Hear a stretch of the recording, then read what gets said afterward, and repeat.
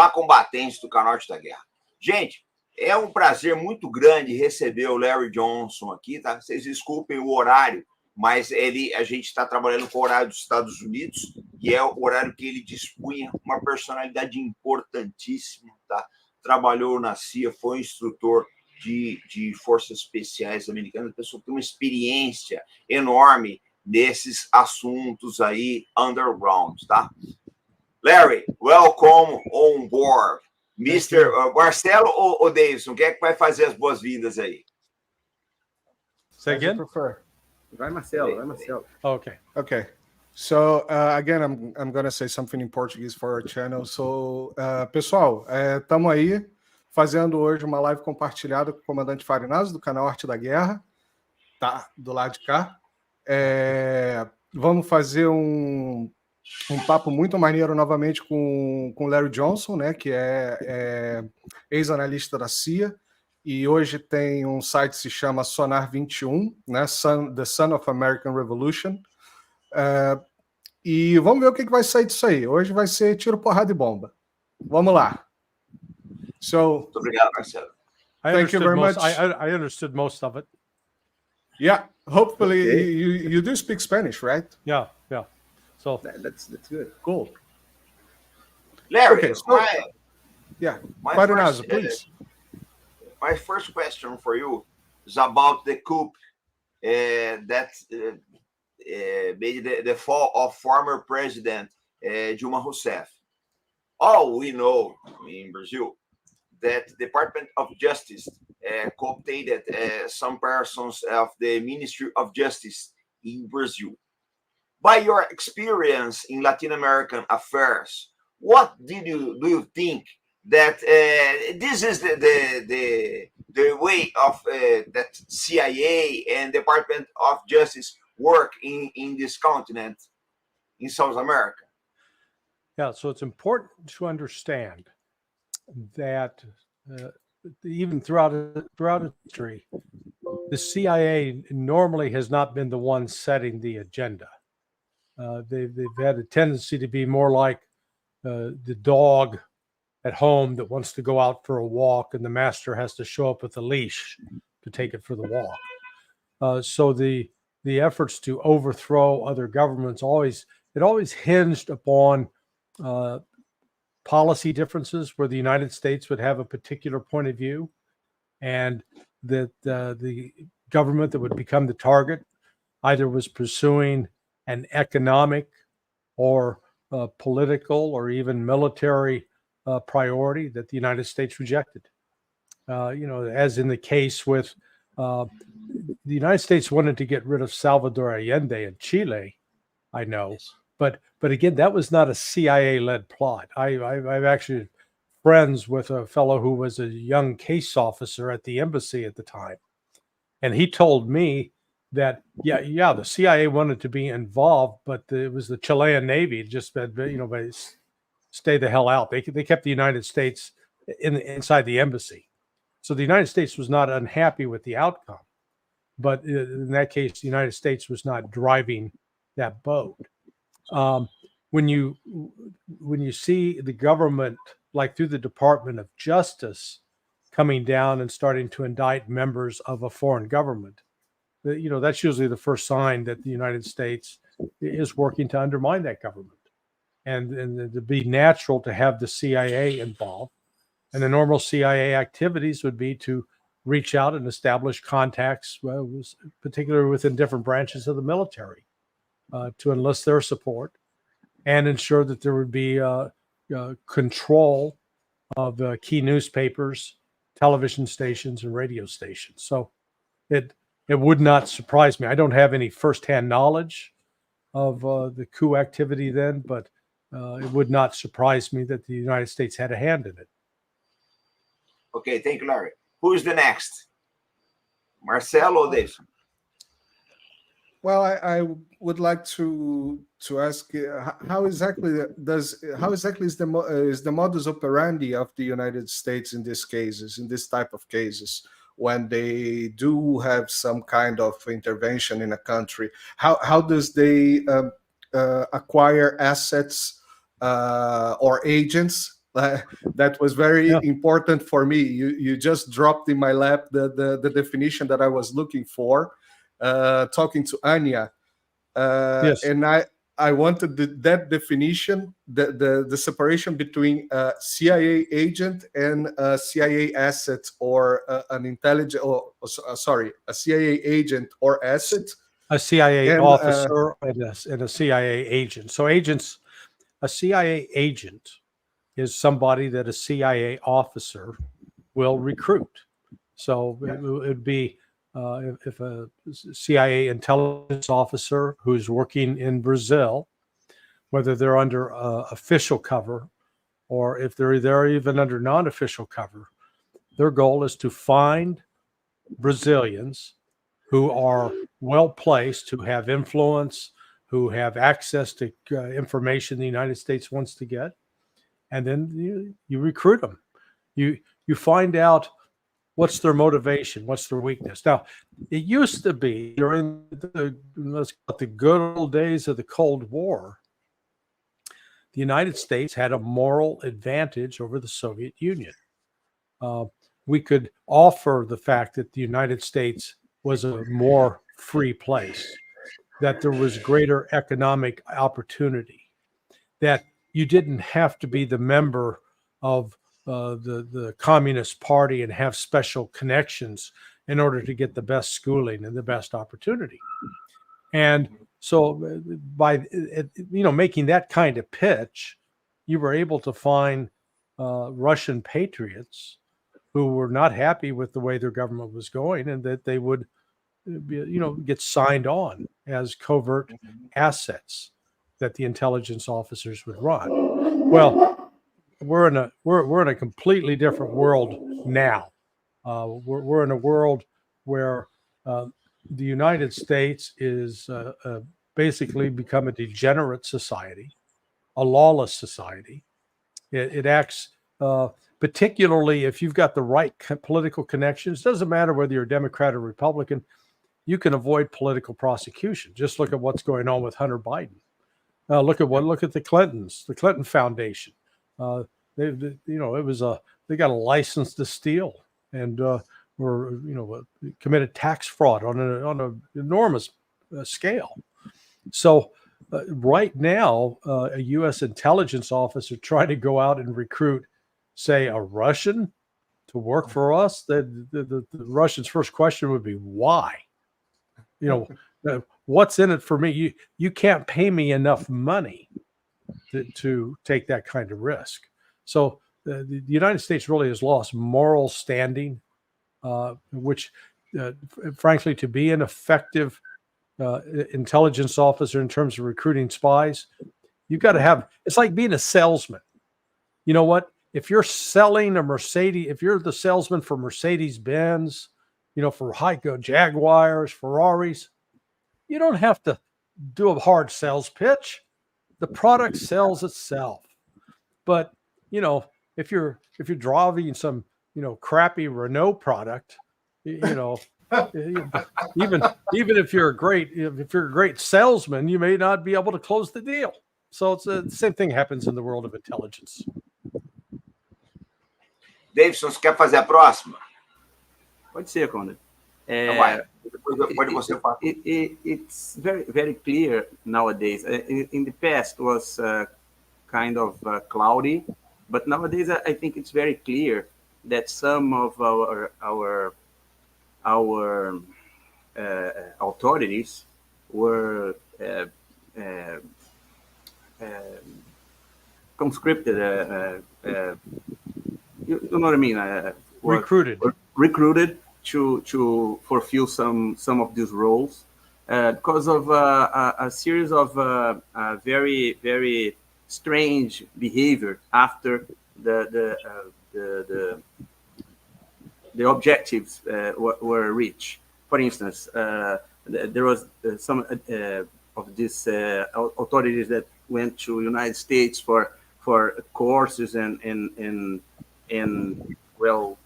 trainings, and they went there to fulfill an agenda, I believe. Is there some how can I say, strange behaviors that we can identify in authorities to try to see if they are or they are not in service of foreign interests? Well, I think it sort of depends upon the agency. And what I mean by that is, so like in the United States, the primary human, the people who run to recruit human sources includes the Central Intelligence Agency. They go primarily after government officials, government intelligence officials, some military. You've got the Defense Intelligence Agency. So U.S. defense attaches will also want to obtain human sources. You will have the FBI, who doesn't really do that much work outside of the country. They focus more on trying to recruit sources inside. But then you have DEA, and DEA is probably, in my experience, they usually have the best sources because they're usually dealing with the criminals, and the criminals absolutely know what's going on. They've got more access to the money. But a lot of times you can find, of course, I'm aware of one situation that took place in Europe, received some recent publication. An individual, he was living in Spain. He came out of a country in Europe. I'll leave it at that. And he was a signed up DEA informant.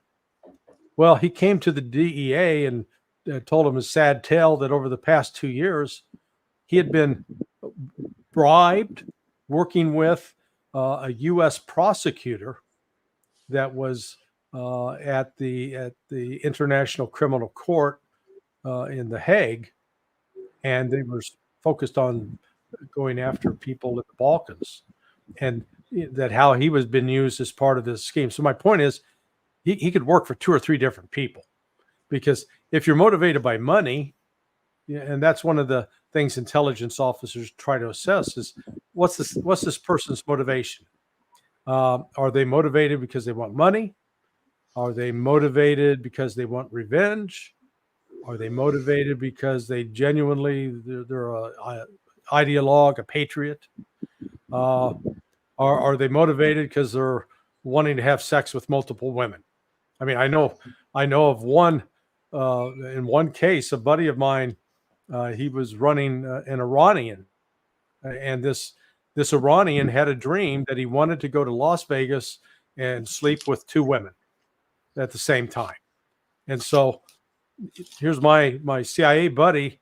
He was walking around like a pimp in Las Vegas looking for 2 hookers to take care of his guy. So, it's just they can cover a whole range of things. When you get all that out of the way, you got to come back to the central question: what kind of information are you looking to get? What do you want to know? And I think the CIA has become overly reliant on foreign intelligence services to pass on information that they collect. Because remember, what I'm describing, it happens in the United States, but it also happens, I guarantee it will happen with Brazil's intelligence service, and with Israel's, and with Germany's, and with, most mainstream countries have intelligence services, and they're tasked with going out recruiting people who are going to provide them with information. And part of that is, it's like if you're a single guy and you're going out to the bar at night and you're trying to pick up a girl, you got to figure out, what's it going to take to convince her to go out with you? Are you going to have to appear to be a rich, wealthy guy, or do you have to be really funny, or, so you find out what the recruiting strategy is, and every country does that. Sure. Larry. Sir. That the press lied about the losses of the Ukraine war. Do you think that's the same thing in Gaza? The Israel, do you think the Israel army is losing a lot of soldiers and they are lying about the real numbers? What is your opinion? Yeah, no, this has been just a series of lies starting with October 7th. So the Israeli account of what happened on October 7th is that Hamas were a bunch of crazed terrorists who came across just to rape and pillage and kill babies and rape women. No, that's not what happened. Hamas didn't kill any babies, and they didn't rape any women. And you know how you know they didn't rape any women? Because they were involved with a military operation. And when you're in that kind of military operation, you've got a lot of adrenaline flowing through your body. That amount of adrenaline makes it impossible for a man to maintain an erection. So, okay, there's not going to be any rape, number one. Number two, the Israelis were caught completely unawares.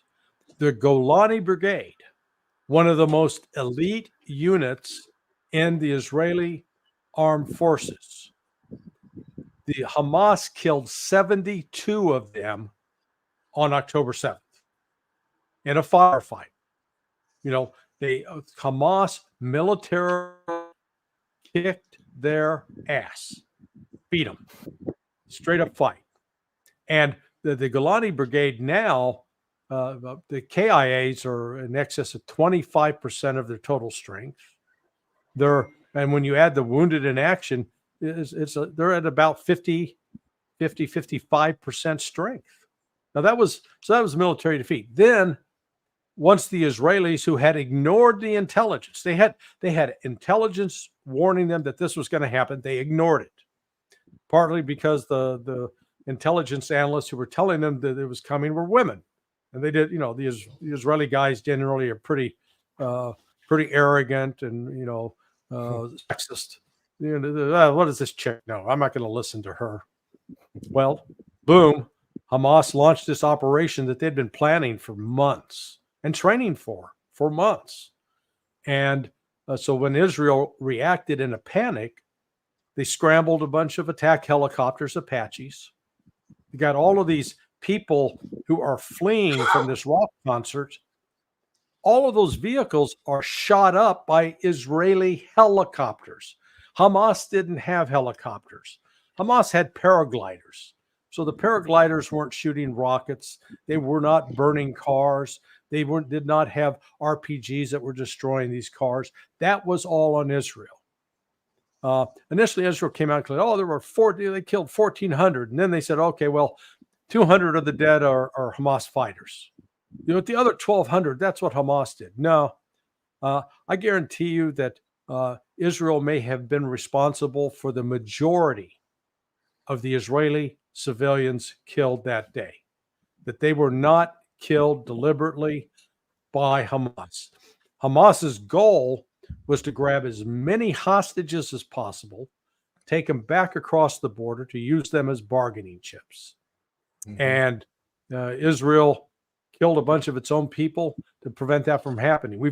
It's not my opinion, we got multiple Israeli eyewitnesses. This has been reported extensively in the Israeli press and Haaretz that the Israelis, for example, they took the press to some of these kibbutz, and in one kibbutz they showed this house that was just destroyed. And this is what Hamas did. Hamas didn't have any weapon systems that could do that. And one of the survivors of one of those homes testified it was the Israeli tanks that did that. And Israeli tanks killed women and children. So I used to refer to the Israeli armed forces as the Israeli Defense Force. No longer. They're not worthy of that name. I call them the Israeli Occupation Force. Their soldiers are undisciplined.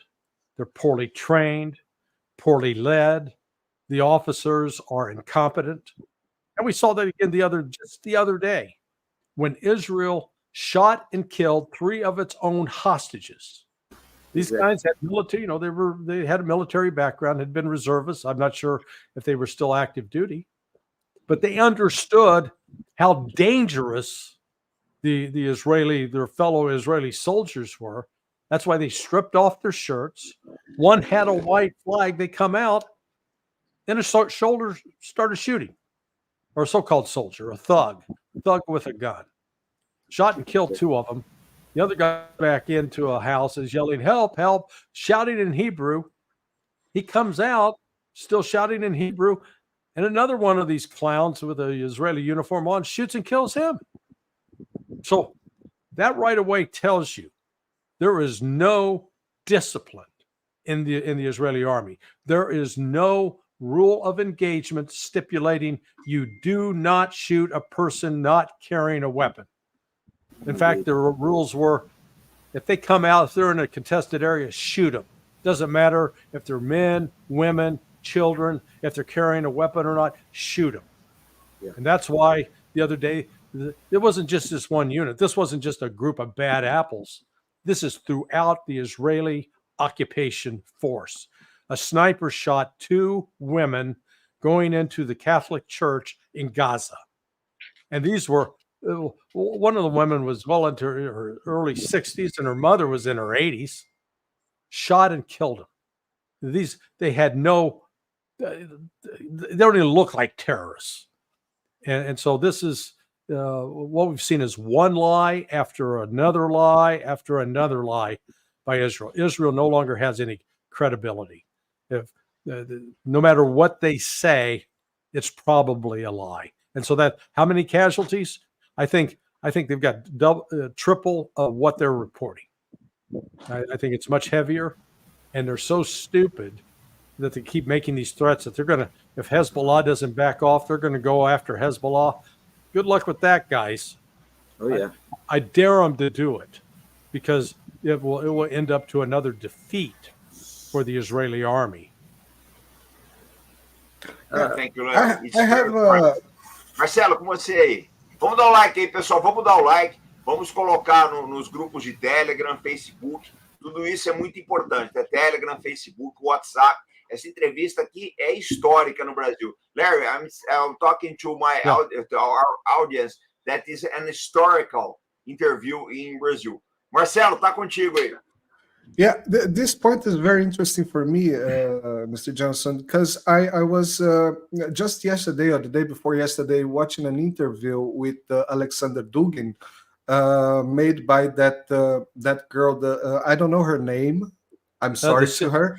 Syrian girl. Syrian girl, exactly. Mimi, yeah, I've met her. Lovely girl. Yeah. She sounds very. I mean, I'm following the DD job, the Donbas Davushka girls. Yeah, and she's always present on the Twitter chats.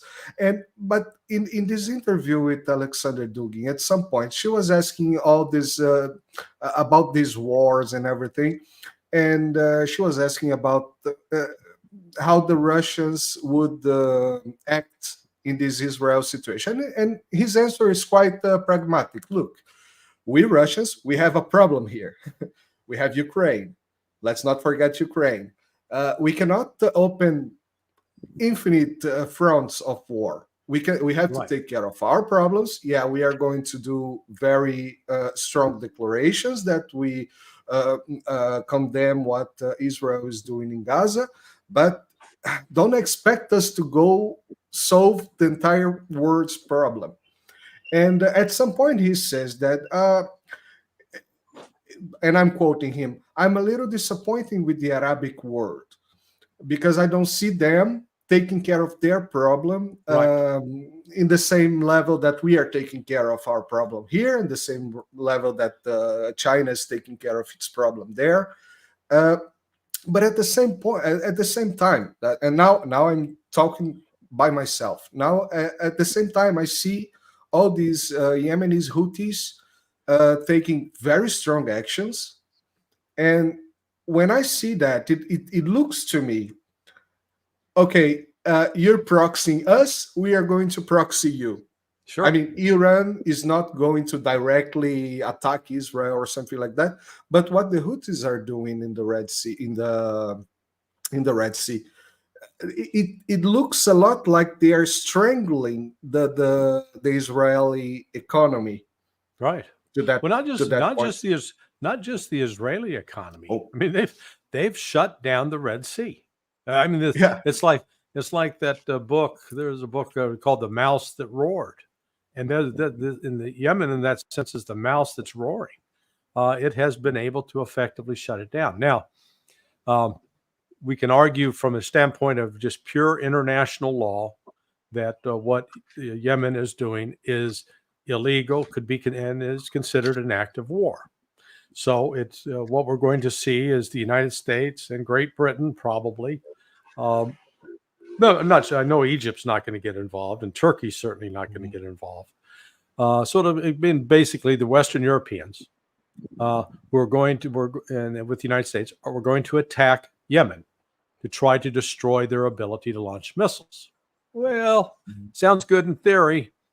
The problem is Yemen's the Houthis. This war started initially with a Sunni-backed government that was closely aligned with Saudi Arabia, and then the Houthis, these Shia, they're real hardcore Shia Muslims, and this conflict goes back something like 1,000 years. So we're not talking something that just developed a couple of years ago. This is deep seated, goes from generation to generation, and so the Houthis fought, and despite fighting the United States, and held up, and then have not been destroyed up to this point. Now, what you have, it is the government of Yemen. It's under the control, it looks like, of predominantly Houthis. And they have vowed that they are going to fight, and they are delivering on that vow to fight on behalf of Israel. So the United States is going to try to attack their missile sites. The problem is Yemen doesn't have these thick bases with missile sites.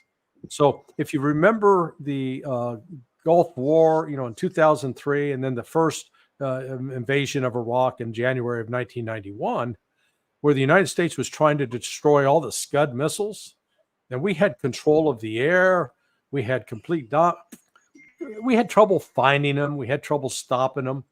And I think that's exactly what's going to happen here, that the United States is going to launch it. It's going to end up killing some civilians in Yemen, and that's just going to fuel the desire for revenge greater and greater. And Yemen's going to continue to launch missiles, rockets, drones, and these ships are going to try to fend them off. The problem is those ships don't have an unlimited supply of ammunition. They have a finite supply. And a lot of the air defense systems that the United States uses are from, let's say, the Aegis battery. Well, the cheapest missile in that costs $472,000 a pop. The more advanced one is $1 million a shot. Okay, so if the Houthis are launching a drone that costs $5,000, $10,000, United States is basically using $1 million missile to take out a $10,000 drone. Now, does that make sense economically? No. So at some point, if the Houthis keep swarming these ships, at some point the ships are going to need to be resupplied. Here's another problem.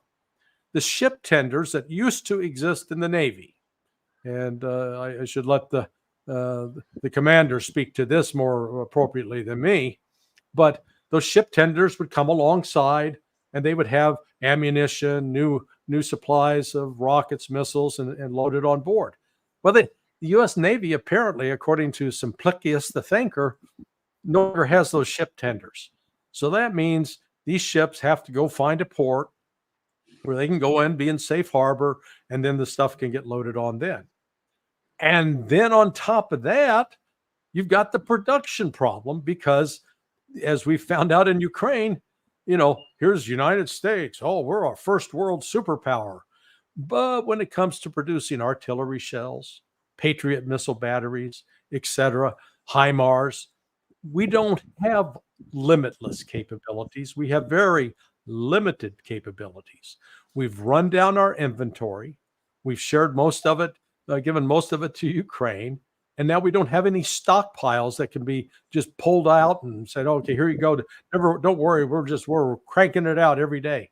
This is not happening. So if this war in Yemen becomes real, and there is a continuous exchange of missiles and rockets, you could find the United States in the embarrassing position of, okay, we fired all the bullets in our gun. Now what? Either go get a reload or throw your gun at them. So it's going to make the United States look weak.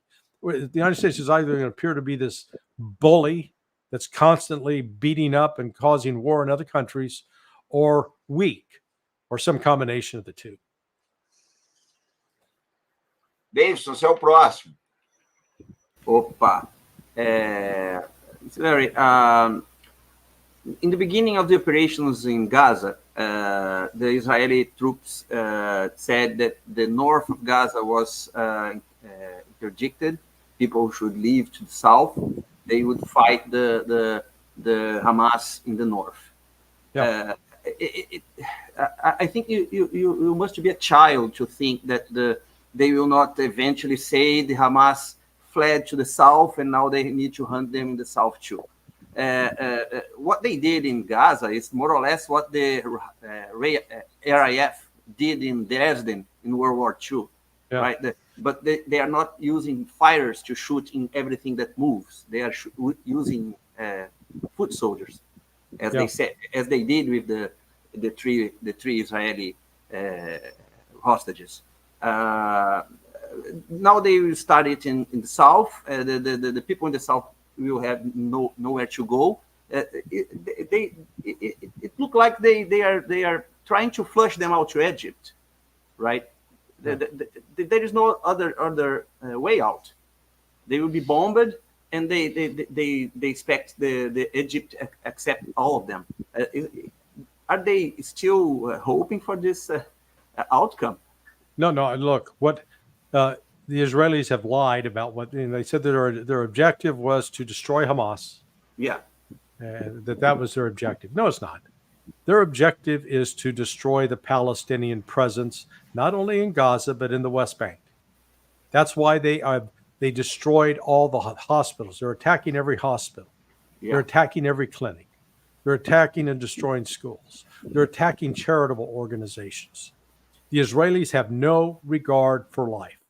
They are behaving in the same fashion that the Nazis behaved when they attacked decided to eliminate the Warsaw Ghetto comprised of Jews, and the same way that the Nazis behaved when they tried to destroy the Polish resistance in Warsaw in 1944.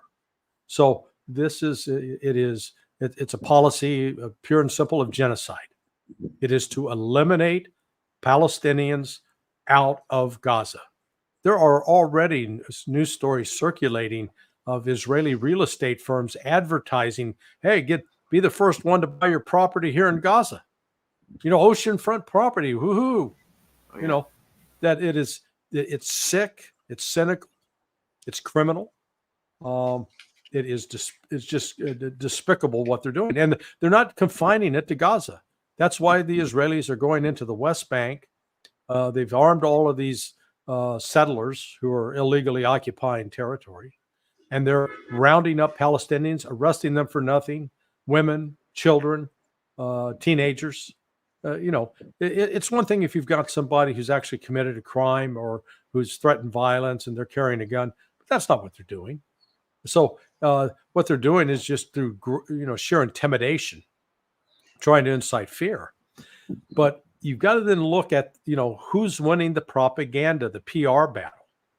And again, in this case, the truth is on the side of the Palestinians. They don't have to claim falsely that babies are being killed, because you see the babies in horrific numbers that are the bodies being piled up. Israelis couldn't show you a picture of a damn baby, and there was not a single Jewish grandparent crying over a lost child. Please, that was a lie. The same with the claims about rape.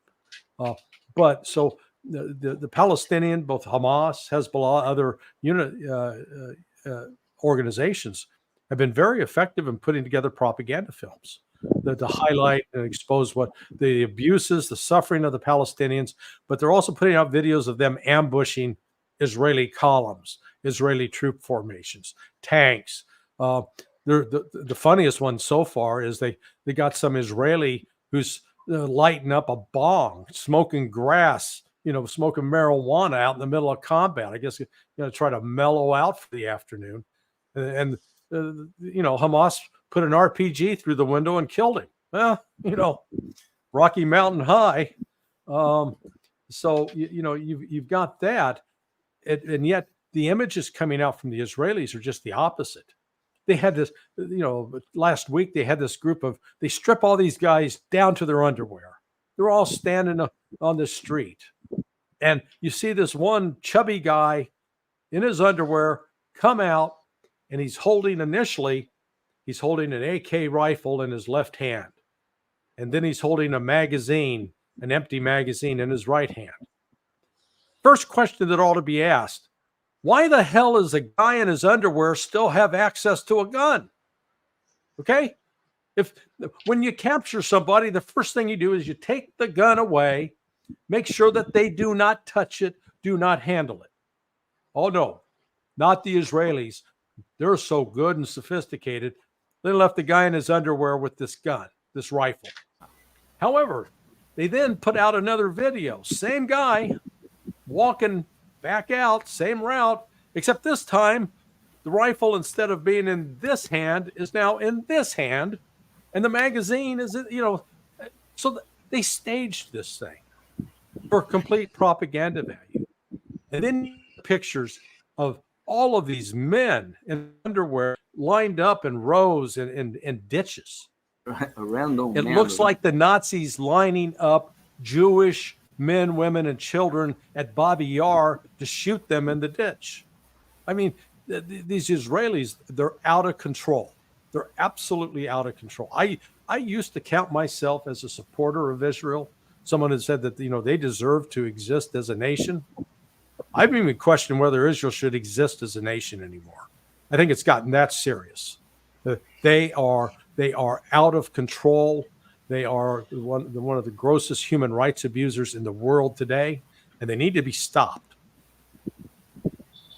Larry, you have an enormous experience in Latin American affairs. See, what do you think that will be the approach from CIA, and even if Donald Trump wins the elections, on Venezuela? How do you think American authorities will manage Venezuela affair? Well, I think what's happening is, number one, with respect to Central and South America, the United States has the attention span of a 3-year-old child with Alzheimer's disease. Okay, because it's only when we decide, oh look, it's we got to stop the communists from taking over Central America. That was the big focus back when I was at C.I.A. from 85 to 89. You had the war in Central America, in Salvador, the war in Guatemala, and then you had the Sandinistas, and the Sandinistas were aligned with the Cubans and with the Soviets, and by God, we had to stop the dominoes. And then, poof, all of a sudden, we no longer remember where Central America is. We ignore it. So I think where the agency priority will shift is towards Brazil, because of Brazil's involvement with BRICS. And we'll want to make sure, I think the C.I.A. put a high priority on trying to recruit members of the Brazilian government that have access, are involved with the negotiations, are involved with any of the economic means. Also, seeing Brazil as a linchpin for getting access to China. It wouldn't be out of character for CIA to want to recruit, say, a Brazilian diplomat who has close ties with the Chinese in order to get information about what's going on in China. So there are, a variety of angles. So I see, great. I think of all the countries in Central South America right now, I think Brazil will emerge as the number one priority, followed then by Venezuela, depending upon, because that's been a failed project of U.S. The hegemonic project, where we can't allow Venezuela to go on its own way or to be a socialist country. So we've been trying to disrupt it ever since overthrow of the government was 20 years ago, 20 plus years ago, and have had no success. So I'll jump mine now because I had something that I have thought about it, but I forgot. Davidson, go yourself Okay. if you have something. Yeah, sure. It seems to me Brazil is taking good care of the situation now developing between Venezuela and Guyana. Brazil is involved in diplomatic negotiations, and things look like are going in a good way. They already had an agreement of non-aggression. None of the countries will appeal to violence in this negotiation and all this kind of thing. But in the past, we saw the West undermine Brazilian efforts in diplomacy before. For instance, with the Iran agreement of uranium, when Brazil and Turkey negotiated with Iran about the uranium, and the United States just drop it away. Is it possible to us to see something happen here too in this way? You know what I mean? Brazil come out with a good agreement in between the two countries, and all of a sudden the West decide it's not valid and whatever. Well, I think let me put this in sort of a paternalistic metaphor. Since the end of World War II, the United States has been the big father. And all the other countries in the world have been these children that have to obey the father. And the children that got out of line would get punished. And the children that were obedient would get rewarded.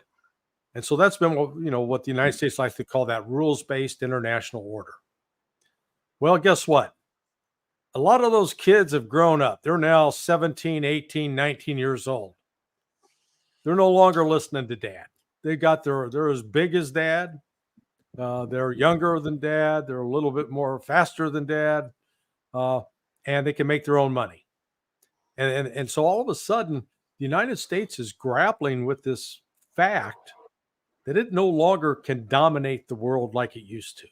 And that's one of the important things about BRICS, because it's not just Russia, it's not just India, China, it's also Brazil and South Africa. And the fact that Brazil was independently set up an arrangement with China to trade in respective currencies outside of the dollar, that's alarming to the United States. And frankly, there's not a lot the United States can do about it. The United States also has shot itself in the foot, because instead of being reliant upon diplomacy, we have become just a I call it the two-note Charlie strategy. Note number one are sanctions. We're going to impose economic sanctions. In fact, if we really don't like it, we're going to take your money. We're going to seize it. We're going to freeze it. We're going to rob you. But we're going to call it legal, but it's still theft. Or we're going to invade you or attack you militarily or fund somebody else to attack you militarily. Well, that strategy now it's broken in Ukraine. They initially thought that, boy, when we hit Russia with these economic sanctions, Russia's going to crumble. Nope, it didn't. And then with the emergence of BRICS as a real viable alternative for trade, commerce, all of a sudden the United States isn't getting to call the shots. And then when the United States seized $300 billion in Russian assets, say, okay, we got your money. You can't do anything about it. All right. So, what Russia is ultimately going to do is they'll get a hold of companies that owe U.S. corporations money or U.S. banks money, and they'll just seize their assets. So, okay, two can play this game. And so within this, Brazil's charting its own course. And that independence is going to infuriate the Washington establishment, but there's not a lot they can do about it. Brazil's grown up. Let's put it that way. Larry, let's take a little about Ukraine. All we know that Ukraine has a tradition of corruption. Do you have some fear about, with the end of the war, the weapons that United States, a lot of weapons, billions of dollars in weapons that United States gave to Ukraine, go to be the Western terrorist organization and even criminal organizations in Latin America and Europe? What's your opinion? What will be the destiny of these weapons? Yeah, I think it's more likely that the criminal organizations be the one buying those weapons up. Most terrorist groups are broke. They don't have a lot of money, or if they do have money, it's because it's been given to them by a state sponsor that supported them. So I see you got to always follow the money, and the guys that got the money are the criminal organizations, the drug traffickers in particular. So I've been actually sort of surprised we haven't seen a larger appearance of these weapons in the hands of Hamas, for example, in Gaza. They appear to be using some rather more conventional anti-tank guided missiles, sort of old school RPGs, as opposed to some of the latest, the javelins, the strikers. We're not seeing any of those. So is clearly out of control in Ukraine, and it has been for a year and a half. You had a 60 Minutes report from a year ago, July, where they were commenting at the time 30 to 40% of the stuff the U.S. was sending was going missing. But the other problem they have is the U.S. equipment and the NATO equipment that does make it to the battlefield. It's getting shot up pretty quick. I mean, none of the tanks and Bradley vehicles have much survival time. They're not lasting very long at all. They get 1 or 2 missions and boom, they're gone. And we get back to the production problem. Nobody in Europe or the United States has a tank production facility that's churning out 5-10 tanks a month. Just not happening. It is happening in Russia. So again, advantage Russia. Thank you, Larry. Marcelo, você é o próximo aí? Tá fechado, Yes. fechado. Yeah. Yeah. I think I got it now. Yeah, you listen. Yeah, you're good. Me? Yeah, good. Sorry about that. Just post a small opinion about that. When the war started, we saw some videos that people said no, it wasn't a javelin in the Mexican cartels. Right. Some videos raised up, but in Brazilian cartels, let's call it like that, in Brazilian drug dealing, I started seeing a lot of videos after the war started in Ukraine. I started to see a lot of videos of very heavy weaponry. Not exactly. I'm not a weapon specialist, but it's not the kind of weapon that normally you're gonna find in the favelas, for example. The helicopters, shooters, and stuff like that. Very, very heavy weaponry. But I mean, just internet videos. But concerning the Ukraine situation, I would like to try to understand. I mean, I'm seeing yesterday there was this New York Times piece, yesterday or the day before yesterday, talking about the companies, the Western companies that Putin is seizing the assets to pump his war machine and all that stuff. And watching Alex Cristoforo, he made a very interesting point that piece from New York Times sounded a lot like a preparation for seizing the assets, because the European Union has no idea still how to do it. But my question at this moment would be, how do you believe, or how do you see the United States getting his ass out from this situation? Because I mean, the writing's on the wall. Everybody can see everything. Right. But how do you think the Americans is going, or is the United States trapped in its own narrative spin-off. Yeah. No, I think we're trapped.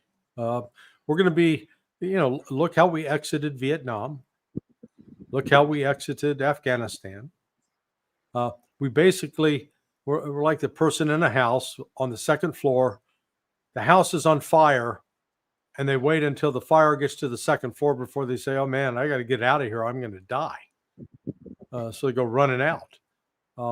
I think the same is going to happen in Ukraine. A friend of mine was in touch with a senior Republican member of Congress. And my friend said to him, so, when are we going to get out? And the guy looked at him like he was crazy. Get out? Are you kidding? Boy, as soon as we deliver those F-16s to the Ukrainians, boy, it's gonna turn the tables on the Russians. And it's like, are you out of your mind? Number one, the F-16 is going to get shot down as soon as it gets up in the air, or it may get 2 missions before it gets shot down. How many ever they send? Secondly, the Ukrainian pilots have only got the minimal level of training to fly those aircraft, and particularly to operate them in a combat environment. It's insane. But, they'll deploy those F-16s. The Russians will shoot them down. And then the United States will realize, oh, we've shot everything. We've given everything we have. We have no more to give. And, that moment, I think, will come probably end of March, end of April, maybe in July at the latest. I don't see this war lasting beyond summer, from a simple standpoint of, as the U.S. political campaign heats up, the Americans have no stomach for more war at all. God knows what's going to be going on with respect to Yemen and Israel at the time. Then we could be in some other real serious international crises. The United States does not have the industrial capability to keep Ukraine in the fight. The hordes of illegal migrants flooding into the United States, it's become alarming. And I think that is also going to become another issue that will distract. So, once the United States is no longer, pumping money into Ukraine, they're done. They do not have the economic base to sustain themselves in a fight. And so they're on borrowed time right now. Okay. Larry, we have fentanyl, 34 billions of debt. The American Navy is getting hold, hordes of immigration, and a big division in this society. Is that in the future for the United States? What is your opinion? I think the United States is in serious trouble. You're changing the very culture of the United States by allowing this unfettered immigration. And, there's big money behind this. I was talking with some friends. I mean, this really needs to be investigated, because this is not a spontaneous movement of people say, oh, I don't like living here. Let's go to the United States.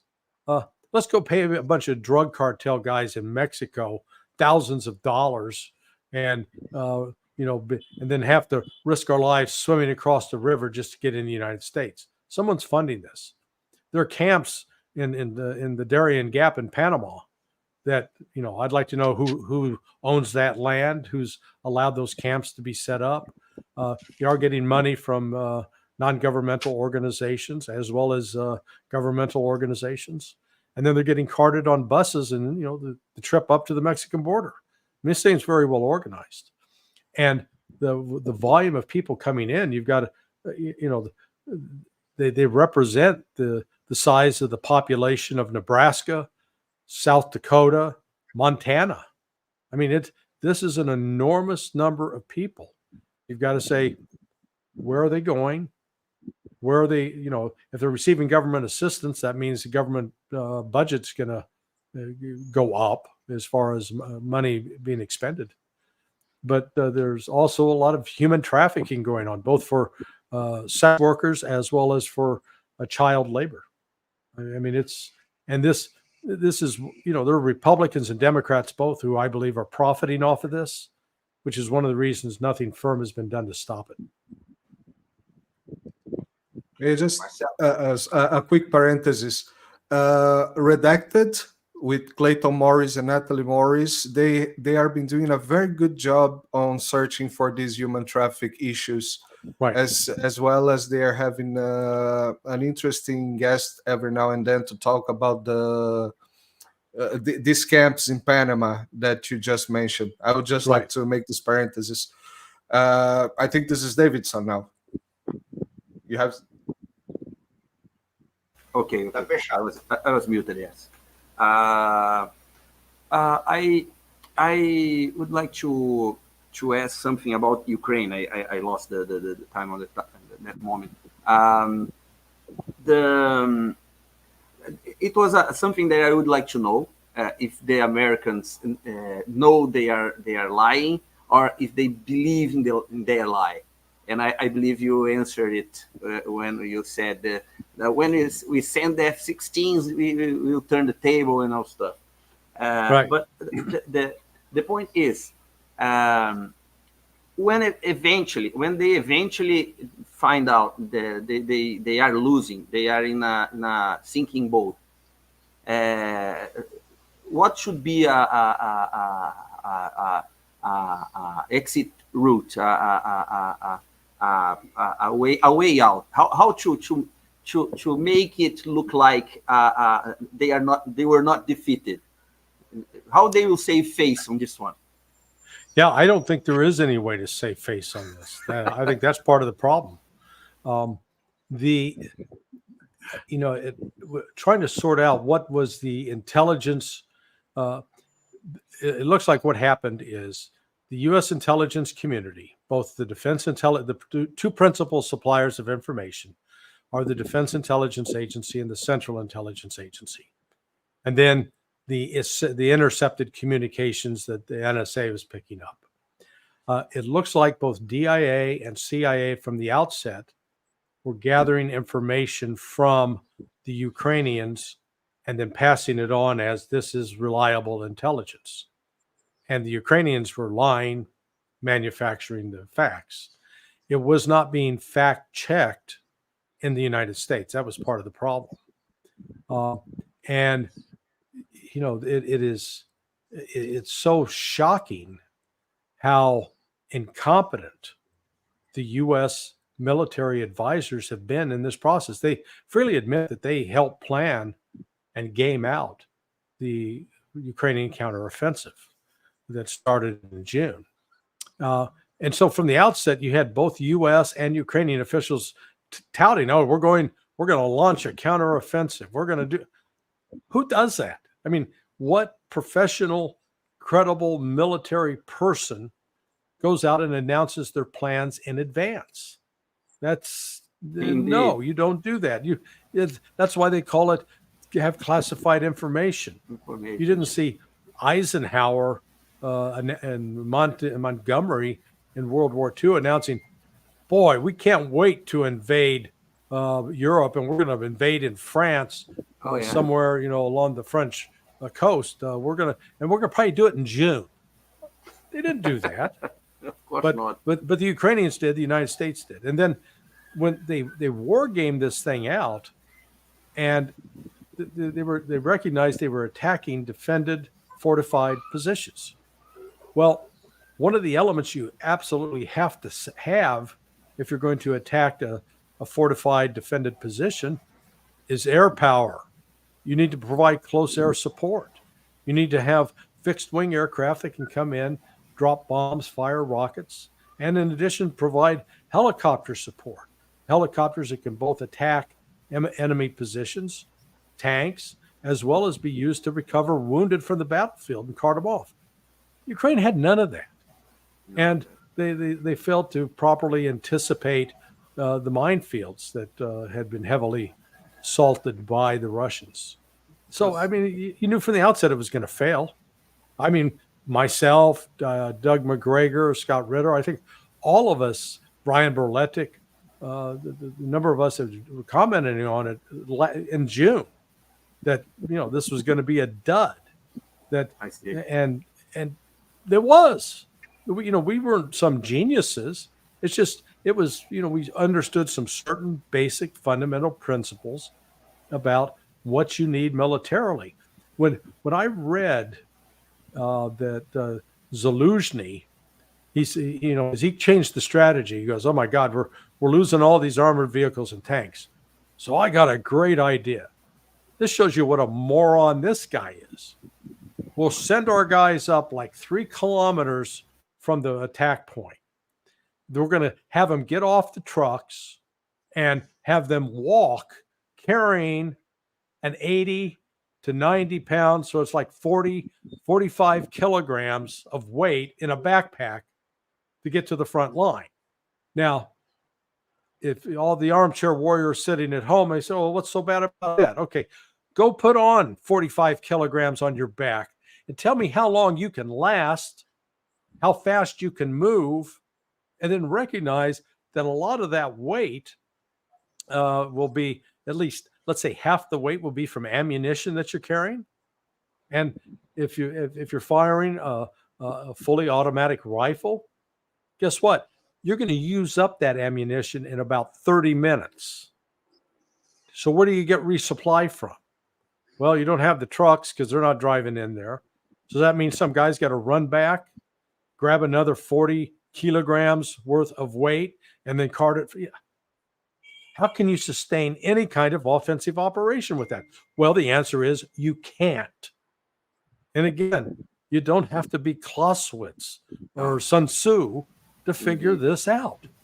And that, this is why this whole thing has been, it's been a malevolent, deadly clown show, deadly for the Ukrainians.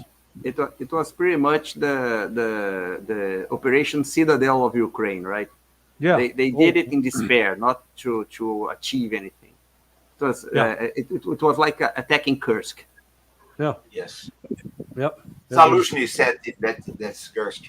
Okay. Zaluzhny said this. O Marcelo, Davidson, vocês querem? Estamos com 1 hora. Acho que vocês querem fazer mais alguma pergunta? Yeah, well, just to make a parenthesis also about what you just said, Larry, Farinazo just today launched a video about the situation in Venezuela, and the hysterical Brazilians saying, "Oh, we have this equipment or that equipment that if Venezuela invades Brazil, we can take care of everything." And the first thing he mentions that you have logistics, you have equipment that you have to drive here and there. You have energy issues. You have right. 1,000 of issues. They will turn off the light. Yeah. Basically shut down. It will be the darkness. It will be the quickest war ever. Doesn't have a net of electricity. We don't have energy in Roraima. It's all thermal. It comes from Venezuela. Our energy comes from Venezuela. Yeah. Indeed. In north of Brazil, all the energy comes from Venezuela. I thought a lot of the energy, a lot of the electricity came from Itaipu. You know, the Far away. Not integrated. The north is not integrated with the south. Oh, okay. Brazil all right. is a rich country. Yeah. We just reached 1 hour. I have not 1 hour and 5 minutes. I have not asked you in beforehand how long would you be available, sir? This time, sorry about that. Yeah, I can go if another 30 minutes if you wanted, or if you want to stop, it's up to you. You guys, I'm as usual enjoying a lot this conversation. Oh, me too. I have coming back to the situation of the borders, the American borders, and the Panama and everything. I saw there was a very interesting thing that I saw also on Redacted. I have talked about that with Davison before.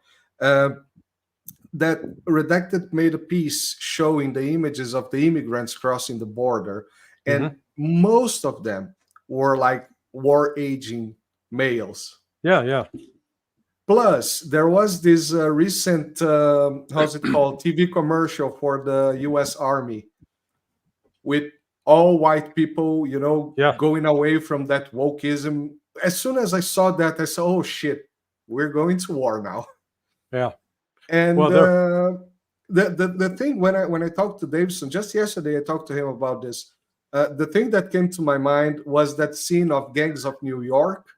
You remember that movie with DiCaprio, where the Irish are just arriving in America, given a backpack, a rifle, and go fight for America. Right. Is this hyper spinning, or Well, actually, I think we have to get to the heart of who's funding this, because if I wanted to destabilize America, that's one way I would do it. I would flood it with refugees, but with the military-aged male that have actually been trained, that can integrate themselves into society and then carry out, terrorist attacks, sabotage, economic sabotage, destroy power centers, power grids. An organized effort like that could shut down America. We're really not ready for that. And if that was combined with a cyber attack, one of the, I can see both China and Russia as having an incentive to do something like that, because it's not, they have been calling the United States an enemy that must be destroyed. It's been the United States calling them enemies that must be destroyed.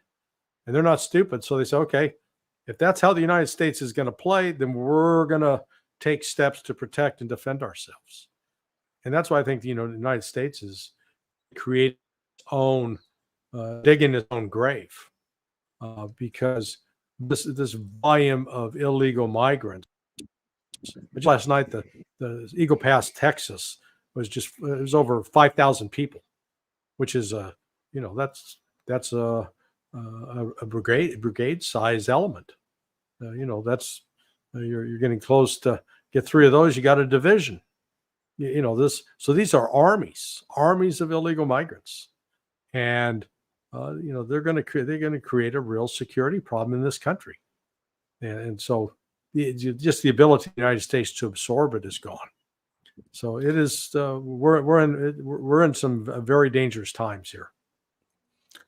My reasoning was slightly different of that, because when I see that the U.S. administration leaves the border open as at will, and getting these income of war-aged male, could it be that the United States United States have failed the 2 previous years on getting people on the army, Right. the usual?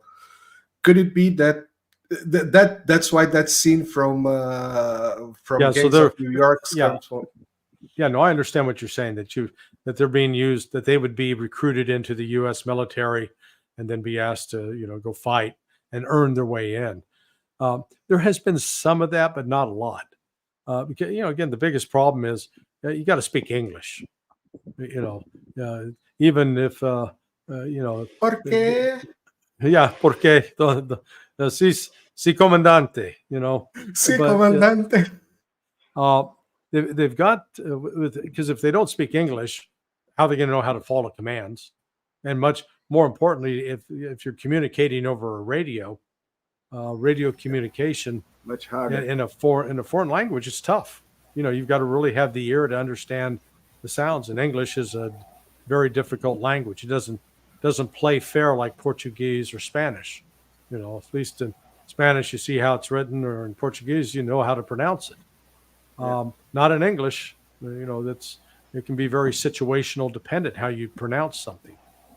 So that, I think, is an obstacle to it. But they are all these military-aged guys. A lot of them, I know, down in the Houston area, are being recruited into gangs, being signed up into these criminal gangs. So that's where I think the drug traffickers are actually using this as a way just to expand their marketplace in the United States. Larry, do you think Netanyahu has some chance of stay in his chair? No, I think he this latest episode where the soldiers killed those 3 hostages, those 3 Israelis, and then Netanyahu and company lying about it, claiming, "Oh, this was a mistake." That's a lie. Not true. It was not a mistake. It was Israeli army policy, standing orders. Those are the rules of engagement. And I think they'll try to pin this on the 2 soldiers that killed those the former Israeli hostages. But I think the whole chain of command ought to be brought up on charges, but they won't be. But I think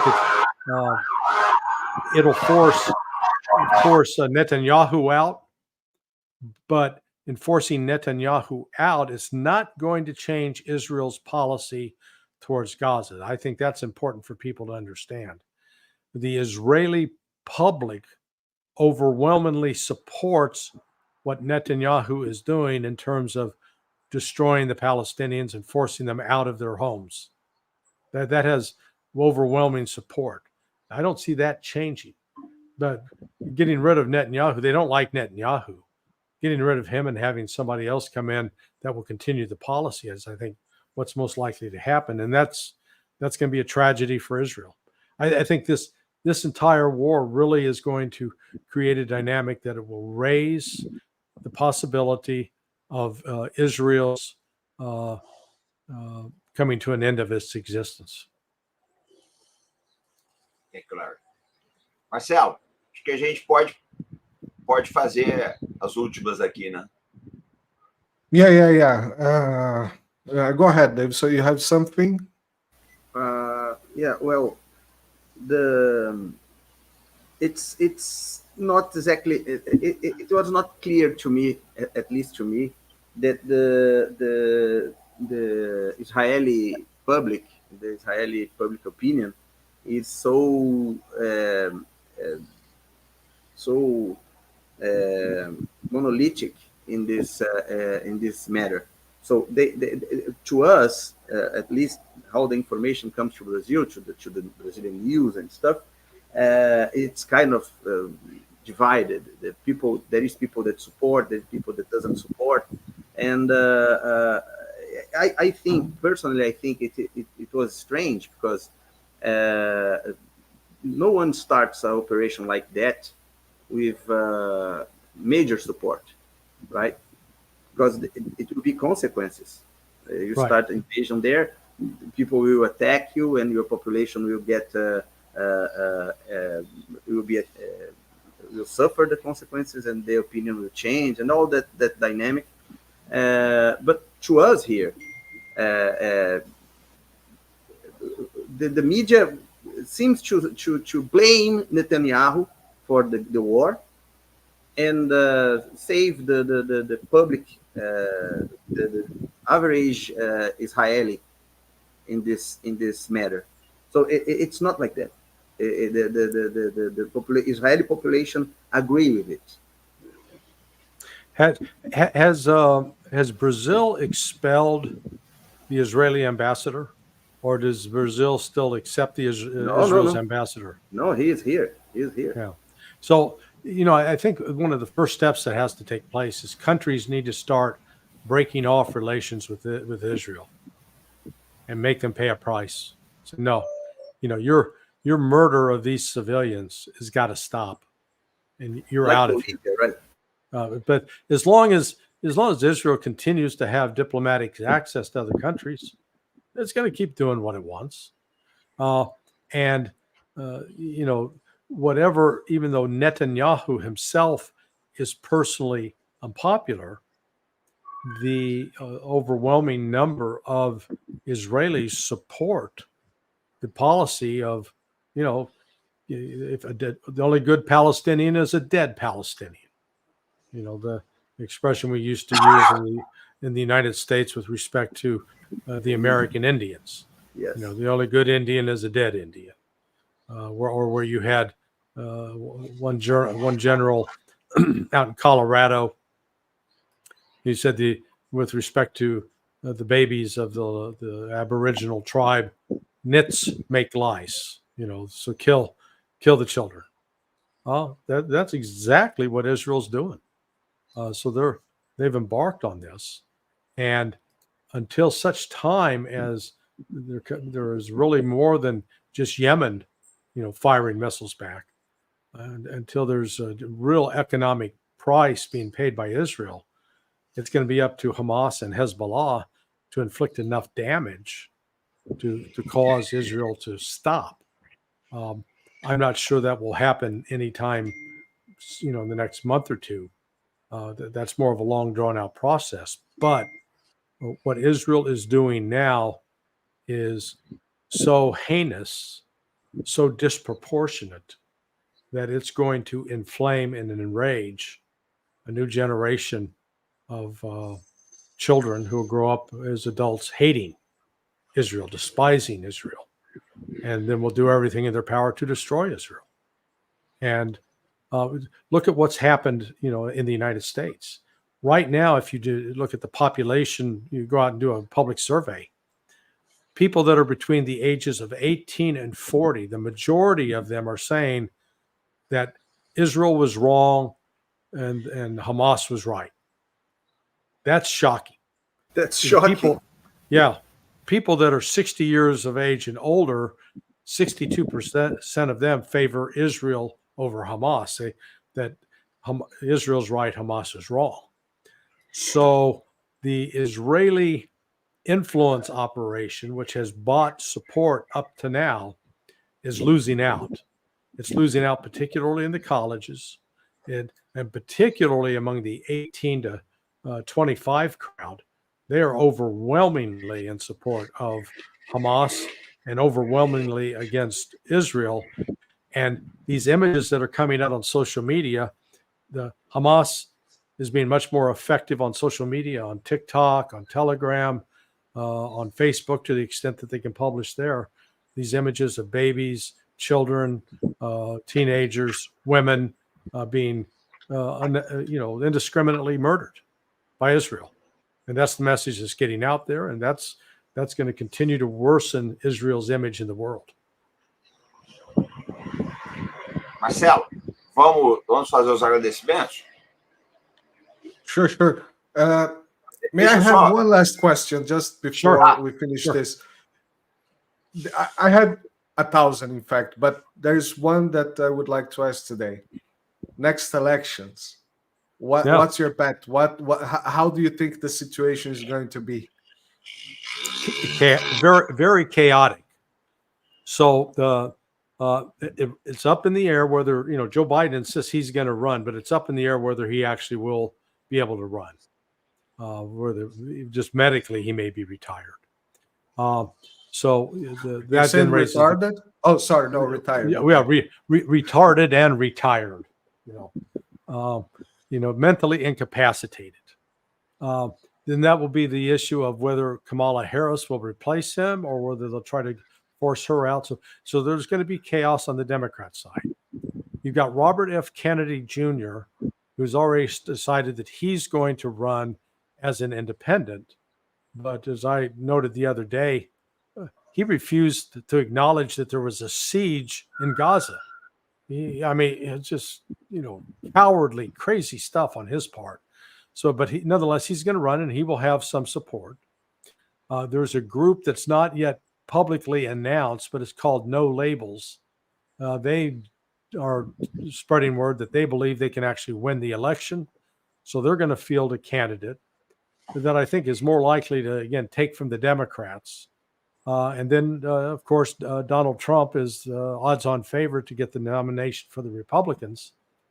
And right now, the odds-on favorite to win.